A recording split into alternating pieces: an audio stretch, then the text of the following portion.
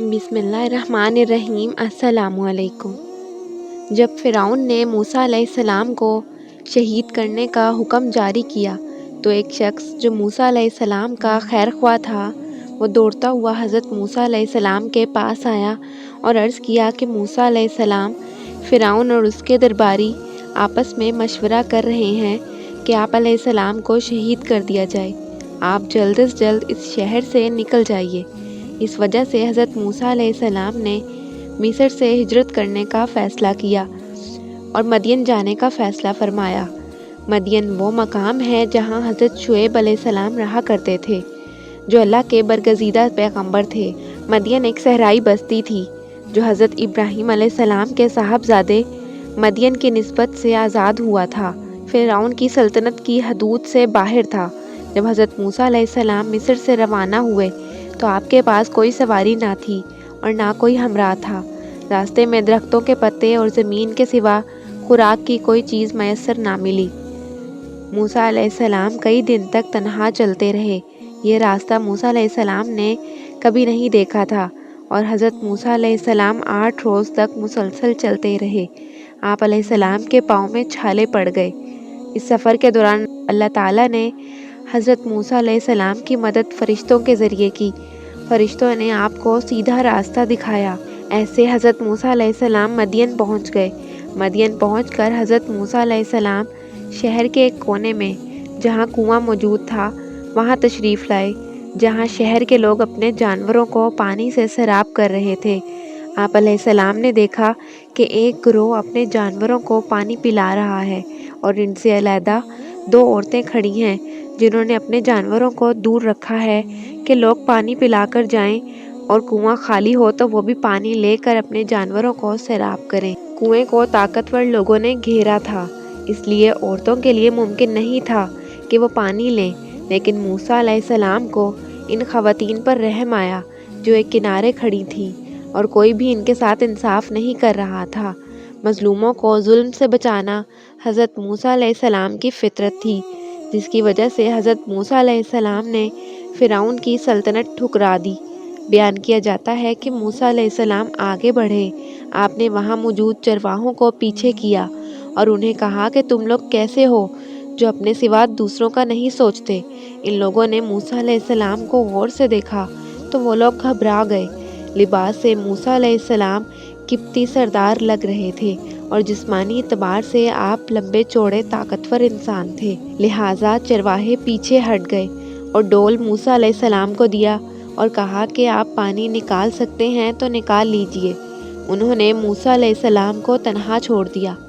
حضرت موسیٰ علیہ السلام تھکے ہوئے تھے، لیکن قوت ایمانی نے ان کی جسمانی قوت میں اضافہ کیا اور جس ڈول کو 8 لوگ نکال رہے تھے حضرت موسیٰ علیہ السلام نے اکیلے ہی نکال لیا اور پانی ان خواتین کو دیا اور پیچھے ہٹ گئے۔ اس وقت گرمی بہت زیادہ تھی اور حضرت موسیٰ علیہ السلام کافی دن سے بھوکے تھے۔ حضرت موسیٰ علیہ السلام ایک درخت کے سائے میں بیٹھ گئے اور دعا کی کہ اللہ تعالیٰ تو جو میرے لیے رزق اتارے، میں اس کا محتاج ہوں۔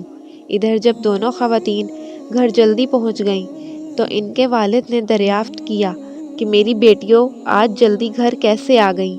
یہ دونوں عورتیں حضرت شعیب علیہ السلام کی بیٹیاں تھیں، تو انہوں نے بتایا کہ کنویں کے پاس ایک نیک مرد ملا تھا، اس نے ہم پر رحم کیا اور ہمارے جانوروں کو کنویں سے پانی نکال کر پلایا۔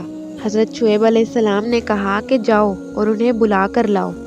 ان میں سے ایک صاحبزادی چہرے کو کپڑے سے ڈھانپے حضرت موسیٰ علیہ السلام کے پاس گئی اور کہا کہ میرے والد صاحب آپ کو بلا رہے ہیں تاکہ آپ کو آپ کی نیکی کا معاوضہ دے سکیں۔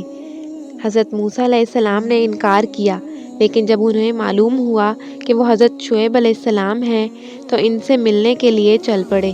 حضرت موسیٰ علیہ السلام کو دیکھ کر حضرت شعیب علیہ السلام نے استقبال کیا اور اپنی بیٹیوں کو کھانا حاضر کرنے کو کہا۔ حضرت شعیب علیہ السلام نے فرمایا کہ ہمارے ساتھ کھانا کھائیں۔ حضرت موسیٰ علیہ السلام نے انکار کر دیا۔ جب حضرت شعیب علیہ السلام نے وجہ پوچھی تو حضرت موسیٰ علیہ السلام نے بتایا کہ اگر یہ میری نیکی کرنے کی وجہ سے کھانا ملا تو میں نیکی کا بدلہ نہیں لوں گا۔ حضرت شعیب علیہ السلام نے کہا کہ نہیں، کہ ہماری میزبانی ہے کہ ہم ایسے ہی مسافروں کو کھانا کھلاتے ہیں۔ تو حضرت موسیٰ علیہ السلام بیٹھ گئے اور کھانا تناول کیا۔ حضرت موسیٰ علیہ السلام نے مصر کے احوال، فرعون کے ساتھ گزرا وقت اور قبطی کے قتل اور فرعونیوں کے آپ کی جان کا دشمن بن جانے کے متعلق تمام حالات بیان کیے۔ حضرت شعیب علیہ السلام نے فرمایا کہ آپ کو فرعون اور اس کے لوگوں سے ڈرنے کی ضرورت نہیں۔ مدین میں فرعون کی سلطنت نہیں۔ جب آپ کھانا کھا چکے تو حضرت شعیب علیہ السلام کی بیٹی نے عرض کی کہ آپ انہیں اجرت پر ملازم رکھ لیں، یہ ہماری بکریاں چرایا کریں اور یہ کام ہمیں نہ کرنا پڑے، کیونکہ ملازم کی صفت بہادر اور امانت دار ہونا ہے۔ حضرت شعیب علیہ السلام حضرت موسیٰ علیہ السلام کی صفت سے متاثر ہوئے اور انہیں پیشکش کی کہ آپ ان کی ایک صاحبزادی سے نکاح کر لیں۔ مہر یہ ہوگا کہ آپ علیہ السلام کو 8 برس میری ملازمت کرنی ہوگی۔ لہٰذا حضرت موسیٰ علیہ السلام رضامند ہو گئے اور اس طرح حضرت موسیٰ علیہ السلام کا نکاح حضرت شعیب علیہ السلام کی بڑی صاحبزادی صفورہ سے ہو گیا۔ حضرت موسیٰ علیہ السلام نے 10 برس کی میعاد پوری فرمائی۔ مدین میں گزرے 10 سال حضرت موسیٰ علیہ السلام کی زندگی کا بہترین وقت تھا۔ حضرت موسیٰ علیہ السلام کو مدین میں رہنے کا موقع ملا، جہاں پھلوں کی کثرت تھی۔ حضرت موسیٰ علیہ السلام کو نیک ہمسفر بیوی ملی، جس سے آپ کی زندگی خوبصورت ہو گئی۔ لیکن حضرت موسیٰ علیہ السلام اپنی زندگی چرواہے بنے نہیں گزار سکتے تھے۔ حضرت موسیٰ علیہ السلام اسرائیلیوں کو ظلم سے نجات دلانا اپنا فرض سمجھتے تھے، جو برائی میں مبتلا تھے۔ اللہ تعالیٰ نے حضرت موسیٰ علیہ السلام کو فرعون کی حکومت الٹنے کے لیے کھڑا کیا تھا، اور یہی وجہ حضرت موسیٰ علیہ السلام کو مصر جانے پر آمادہ کر رہی تھی۔ حضرت شعیب علیہ السلام کی اجازت کے بعد حضرت موسیٰ علیہ السلام 10 سال بعد اپنی زوجہ صفورہ کے ساتھ مصر کی طرف روانہ ہو گئے۔